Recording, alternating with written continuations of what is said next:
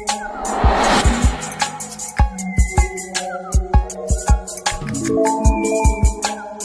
it's time to take a look at the all-new Forza Horizon 4. Joining us from Playground Games, let's welcome Ralph Fulton. Welcome. Thank you. You just revealed the game. How are you feeling? We just did. I feel great. I feel better for not being on the stage anymore, but yeah, we feel great about it. It looks absolutely gorgeous. Can you tell us a bit about the setting? Where are we going to be able to explore this time around? Right, yeah, so ending months of speculation. Yeah. Forza Horizon 4 is set in beautiful, historic Britain. It looks lovely.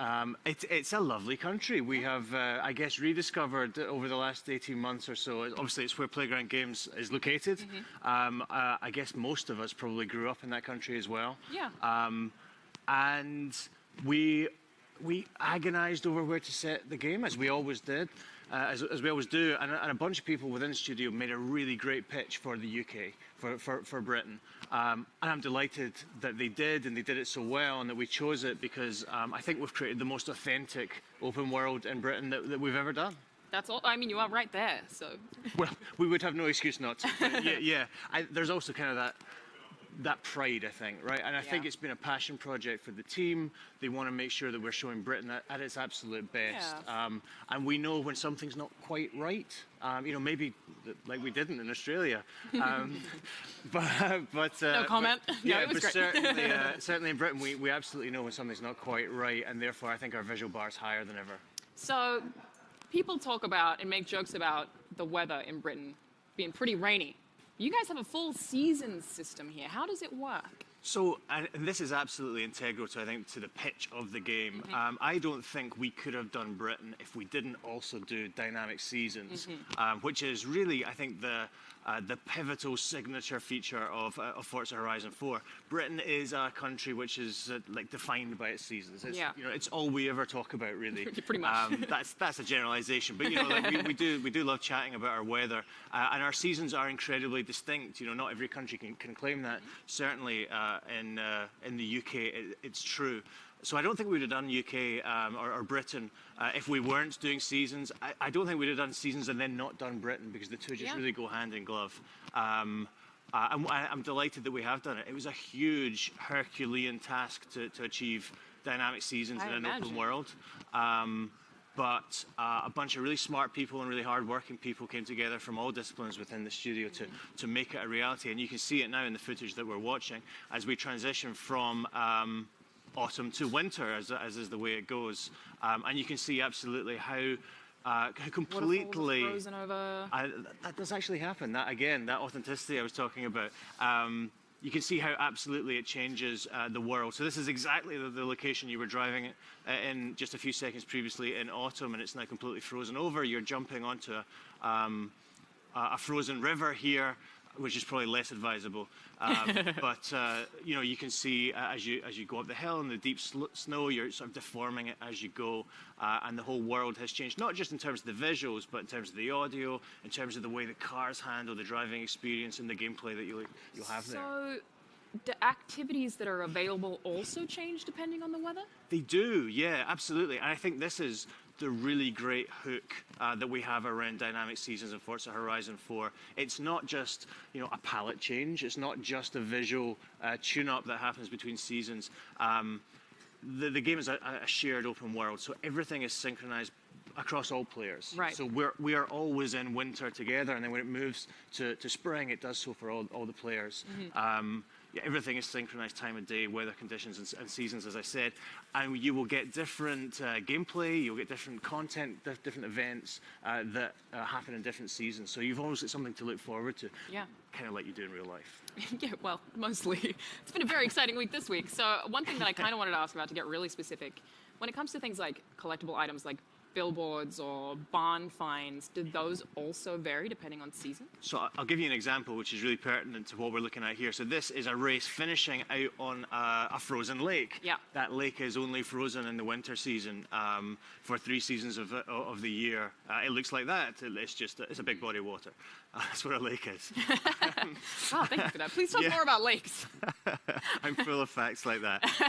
In the winter season, of course, when it is frozen, there are a couple of islands in that lake that you can gain access to that normally you wouldn't be able to.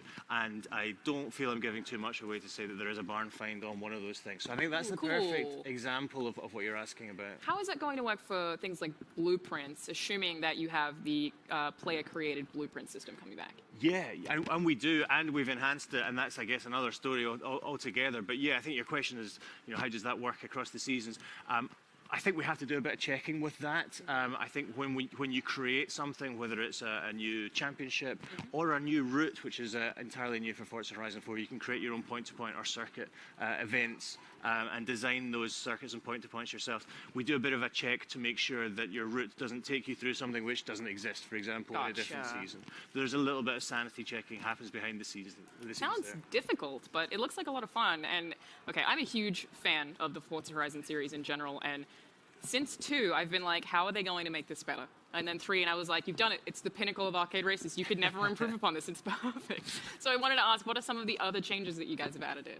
Yeah, I mean, we got that a lot after Forza Horizon 3, and it's enormously complimentary, right? We were thrilled to have that feedback, and still. Is it daunting as well, though? You're like, oh, we've made the perfect game. Oh, no. Sure, yeah, I mean, I think it has to be. I think I'd have been more daunted if we didn't have the team we do back at Playground. We didn't have the great minds and the incredible work ethic that we have back at that studio. I kind of knew we would crack that in time, but sure, yeah, when you're starting out on a project like this, there is that voice in the back of your mind saying, well, what if they're right? I honestly feel like this is our best work ever. I think this is the best Forza Horizon. And it's the combination of 3 really big ideas, I think. 2 we've talked about already, like the setting in Britain, which has resulted in this incredibly authentic world.